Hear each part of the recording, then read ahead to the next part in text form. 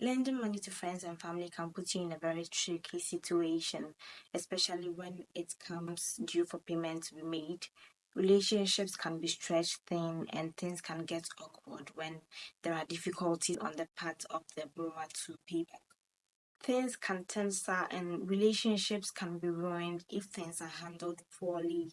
And it's going to be easy for you to blame the person who borrowed the money. There are a few things that can be done on your part as the lender to alleviate such situations. And it should be said that even though they are friends and family, nobody has the right to make you feel guilty or guilt trip you for wanting to get your money back or expecting to be paid back. We are going to look at 5 actions that can be taken when you lend money. The first thing you can do is to only give the amount that you can afford.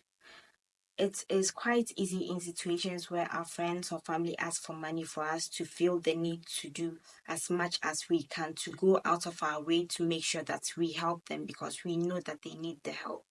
However, in situations where they are asking for an amount of money which is maybe too large or that we cannot afford at the moment, it is recommended that you say no to them. You just tell them you can't afford to lend them money at that moment.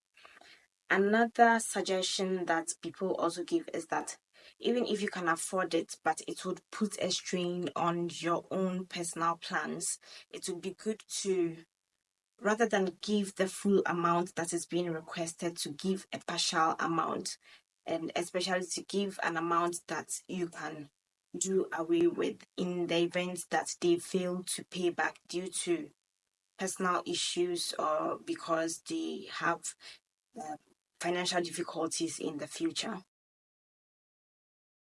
The second thing you can do is to keep a record of it. So here you make sure that you write down all the basics pertaining to the agreement, the transaction of lending the money to your friend or family. So what you need to do is to write down the name of the person, the date you are giving them the money, how much you are giving them, and the payment plan that is agreed upon.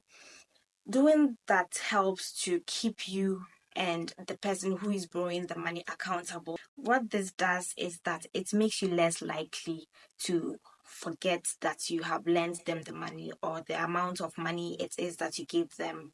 And you won't also have to face a situation where you have to go through your bank statements or your mobile money transaction messages trying to identify their name or the amount that you lent them. It also helps to make sure that the amount that you lent is paid back in full. The third thing you can do is to set a specific due by date when the amount that has been lent to the friend or family is set to be paid back in full, and that date should also probably be non-negotiable. So you might have faced some horrible situations where you have lent money to a friend or family and then you later remind them that, oh, I gave you this amount of money and we agreed that you're going to pay me back. But they will react by saying something like, yes, I know that you have lent me money, but you never mentioned that you expect me to pay it by this date. So I am not prepared to pay you back, or I have plans currently and I cannot give you the money that I have because the money has been committed to something else. So what setting a due by date does is that you get to have a timeline by which the money is to be paid back in full. So you can break that timeline depending on how much the money is that you lent. You break the timeline down, and then on each occasion, maybe if it's going to be a weekly payment for a 1 month period, you send a reminder every Saturday or a Sunday, and your friend is expected to make the agreed upon amount paid to you. You have to make sure that you let your friend be aware of it, that, oh, at this time, I'm going to send you a reminder and I'm going to expect a payment of this amount. That way, your friend cannot be taken by surprise or claim that they did not know they are expected to pay you back by that date. The fourth thing you can do is to set reminders for yourself. This point goes hand in hand with the third point where you set a payment timeline. And it would be best if you are lending the money to do this reminder setting in person with the person who is taking the money. So if it's something that is to be paid in a week, you can set maybe an alarm for the due date or the day before, and they should see you doing that so that it will not seem that you are being passive aggressive when you later remind them or call upon them to make the payment. If the loan amount is huge and repayment is going to span over a longer period, then you can decide to set something like an event in your calendar, which is meant to remind your friend that their due date for payment is coming. The fifth thing you can do is to create a payment plan for larger sums.